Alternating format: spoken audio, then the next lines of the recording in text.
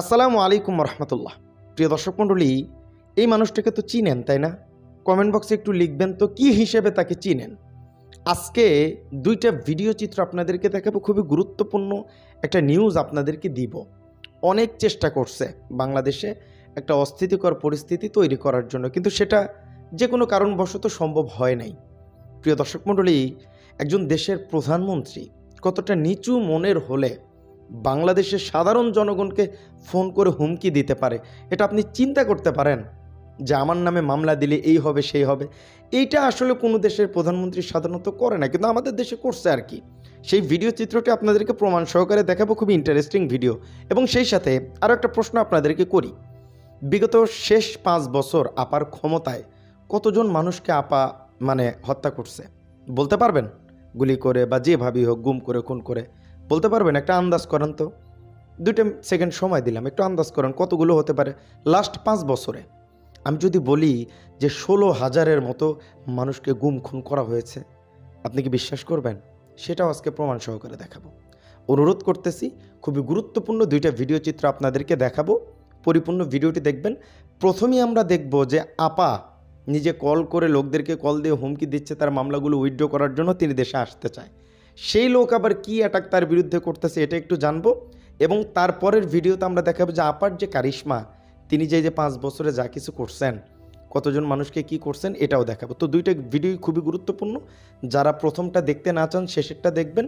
6 minute 2টা video চিত্র একটু দেখবেন ইনশাল্লাহ, অনুরোধ করতেছি। তার আগে চ্যানেলে যারা নতুন আসেন দয়া করে চ্যানেলটি একটু সাবস্ক্রাইব করে দিন। চলেন না টেনে ভিডিওটি একাধারে পরিপূর্ণ দেখতে থাকি।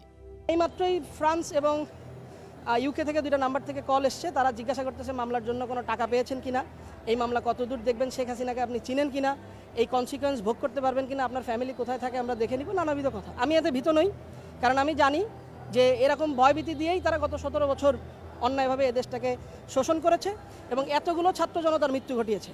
আরেকজন আমি যদি মারা যাই কিছু আসে যায় না, কিন্তু শেখ হাসিনাকে বিচারের কাঠগড়ায় আসতে হবে, এটা আমাদের কথা। আমি এখনও আইনের সহযোগিতা চাওয়ার মতো গুরুত্বপূর্ণ মনে করছি না, কারণ এটা হচ্ছে গিয়ে যে কেউ একটা ফোন নাম্বার তুলে 2টা কথা বিদেশ থেকে বলতেই পারে। আমি যদি আসলেই ফিল করি যে আমার নিরাপত্তার অভাব, আমি অবশ্যই বাংলাদেশ পুলিশের কাছে এটার জন্য সাহায্য প্রার্থনা করব। ধন্যবাদ। প্রত্যাশা তো আসলে আমরা ন্যায় বিচার চাই, সেই সাথে শুধু এই হত্যা না, আমি মানুষের কাছে আবেদন করব, যাদের আত্মীয়, যাদের বন্ধু, যাদের ভাই, যাদের বাচ্চা, যাদের বাবা, যাদের মা মারা গেছে, আপনারা প্রত্যেকে আসুন। এই শেখ হাসিনাকে ভয় পাওয়ার দিন চলে গেছে। সিনা টান করে দাঁড়ান, মামলা করেন। আমরা এই শেখ হাসিনা এবং তার রেজিমকে ন্যায় বিচারের মাধ্যমে যা তারা ঘটিয়েছে, সেই ঘটানোর যে বিচার, সেই বিচারের মুখোমুখি করতে চাই। শেখ হাসিনা 1 নম্বর আসামি, তারপর হচ্ছে ওবায়দুল কাদের এবং অন্যান্য যে আসামিরা আছে, তারা বিভিন্ন গণমাধ্যমে বা ব্রিফিংয়ের মাধ্যমে তারা পুলিশ প্রশাসনকে বিভিন্নভাবে নির্দেশ দিয়েছেন এবং ইন্ধন দিয়েছেন। এই জন্য আমরা মামলাটা দায়ের করেছি তাদের বিরুদ্ধে। আর সেটা হচ্ছে পেনাল কোডের 302, 149 এবং 34 ধারায়। এবং বিজ্ঞ আদালত মামলাটি এফআইআর হিসেবে গ্রহণ করার জন্য সংশ্লিষ্ট মোহাম্মদপুর থানাকে নির্দেশ দিয়েছেন এবং তদন্ত হবে। তদন্তের সাপেক্ষে মামলার আইনের প্রসিডিউর অনুযায়ী সর্বশেষ আমরা যতটুকু সাক্ষ্য প্রমাণ দেওয়ার চেষ্টা করব ইনশাল্লাহ। এটা ভারপ্রাপ্ত মোহাম্মদপুর থানার ওসি ভারপ্রাপ্ত কর্মকর্তাকে নির্দেশ দিয়েছেন। আসামি করলাম যে তারা পুলিশকে, যেমন দায়িত্বে ছিল স্বরাষ্ট্রমন্ত্রী আসাদুজ্জামান খান কামাল, যেহেতু তারা দায়িত্বশীল এবং ডিএমপি কমিশনার ছিল এবং আইজিপি ছিল, ডিবির হারুন ছিল, তারা এবং যারা গুলি করছে তারা তাদের অধীনস্থ কর্মকর্তা। যেহেতু তারা গুলি করেছে, অবশ্যই আমরা সবাই ধরে নিতে পারি তাদের নির্দেশেই তারা গুলিটা করেছে। এবং তারা প্রকাশ্য আপনারা দেখেছেন এবং এই দেশের মানুষও দেখেছে, তারা বিভিন্নভাবে মিডিয়াতে তারা কিভাবে নির্দেশনা দিচ্ছে এবং তাদেরকে উৎসাহ দিচ্ছে। প্রত্যাশাটা আমরা ন্যায় বিচার, আমরা ন্যায় বিচার চাই এবং ন্যায় বিচার পাবো ইনশাল্লাহ। কারণ হচ্ছে এটা অসংখ্য ভিডিও চিত্র আপনারা দেখেছেন এবং এগুলো সম্পূর্ণ আছে কিভাবে পুলিশ নির্বিচারে গুলি করেছে। তো ইনশাল্লাহ আমরা আশাবাদী আমরা ন্যায়। প্রিয় দর্শক মণ্ডলী, ভিডিও চিত্রটি দেখছেন, এইবারে আরও একটি গুরুত্বপূর্ণ প্রতিবেদন আছে। এই পর্যন্ত যারা দেখছেন অনুরোধ করতেছি চলেন সেই প্রতিবেদনটি একটু না টেনে মনোযোগ দিয়ে দেখতে থাকি। হাসিনার শেষ 5 বছরে দেশে প্রতিদিন গড়ে 9 জনের বেশি মানুষ হত্যার শিকার হয়েছে, যার মোট সংখ্যা 16,000-এরও বেশি। এই সময়ে অপহরণের ঘটনাও ঘটেছে প্রায় 2,500। পুলিশ সদর দপ্তরের ওয়েবসাইটে প্রকাশ করা অপরাধ পরিসংখ্যানে এসব তথ্য উঠে এসেছে। বিস্তারিত ফয়সাল হোসেনের রিপোর্টে। শেখ হাসিনা সরকারের মেয়াদে 2023 সালের নভেম্বরে নওগাঁয় খুন হন বিএনপি নেতা কামাল আহমেদ। দিনে দুপুরে তাকে কুপিয়ে হত্যা করে মুখোশধারী দুর্বৃত্ত। আওয়ামী লীগের 1.5 দশক মেয়াদে রাজনৈতিক কারণ বা সামাজিক অস্থিরতায় কামালের মতোই নৃশংসভাবে হত্যা হয় বহু মানুষ। পুলিশ সদর দপ্তরের হিসাবে শুধু শেষের 5 বছরই দেশে হত্যার ঘটনা ঘটেছে 16,000-এর বেশি। গড়ে অন্তত 9 জন খুন হয়েছে প্রতিদিন। 2019 থেকে 2023 সালের ডিসেম্বর পর্যন্ত অপহরণের শিকার হয়েছে প্রায় 2,500। এই সময় ছিনতাইয়ের অভিযোগ মিলেছে 9,955টি, আর ডাকাতির মামলা হয়েছে 1600। 5 বছরে নারী ও শিশু নির্যাতনের ঘটনাও আটকে ওঠার মতো। পুলিশের সাবেক এই মহাপরিদর্শক বলছেন, গদি টিকিয়ে রাখতে আইনশৃঙ্খলা বাহিনীকে খেয়ালখুশি মতো ব্যবহার করেছে বিগত সরকার। বর্তমান নিকট অতীতে যেটা দেখা গেছে আর কি, সেখানে মাত্রাতিরিক্ত শক্তি প্রয়োগ হয়েছে, তার সাথে এই নীতির সম্পর্ক নাই আর কি। মানবাধিকার কর্মী নূর খানের ধারণা, মামলার নথি ঘেটে যে পরিসংখ্যান মিলেছে বাস্তব চিত্র তার থেকেও অনেক বেশি। গত 5 বছরে যে সংখ্যাটি পুলিশ বলছে, এটির ভিতরে সব ধরনের অপরাধে এই মানুষগুলো মৃত্যুবরণ করেছে। এর একটা বড় অংশ আইনশৃঙ্খলা রক্ষাকারী বাহিনীর হাতে নির্যাতনে অথবা তথাকথিত ক্রস ফায়ারের নামে হত্যাকাণ্ডের শিকার হয়েছে।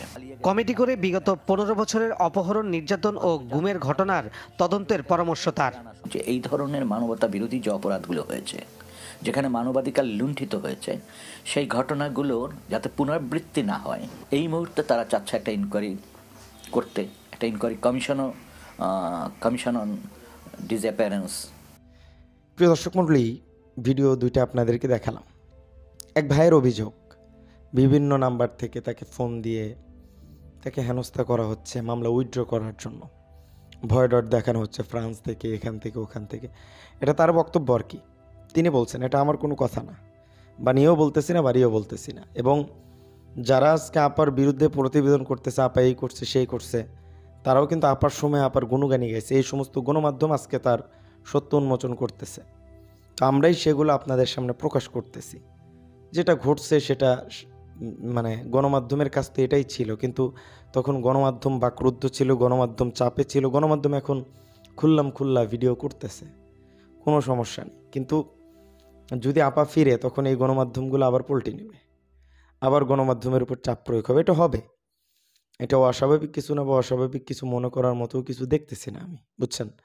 তো যাই হোক, এটা ঘটবে। কিন্তু আপা আসবে কি না এটা তো, কিন্তু গতকালের একটা ভিডিও চিত্র দেখলাম, ডক্টর ইউনূসের প্রেস সচিব শফিকুল আলম তিনি বলছেন যে আপা যেরকম তার বাবার হত্যার বিচার বিভিন্ন মানে জামাত ইসলামের আমিরদের বিভিন্ন জায়গা থেকে লোকজনকে আইনের মাধ্যমে দেশে এনে তাদেরকে বিচার কার্যকর করছে, তার চাইতে 1000 গুণ বেশি বল প্রয়োগ করে আপাকেও দেশে এনে আপাকে বিচারের মুখোমুখি করা হবে, এই কথা প্রেস সচিব বলছে। তো আমি মনে করি যে ইউনূস সরকার থাকতেই বিচারটা হওয়া দরকার, বা এটা হলে সম্ভব। বিএনপি আসলে কি আপার বিচার হবে কিনা এটা আপনাদের উপরে ছেড়ে দিলাম, আপনারা একটু জানাবেন আর কি। তো আজকের ভিডিও ছিল এ পর্যন্তই। দেখা হচ্ছে পরবর্তী অন্য কোনো ভিডিওতে।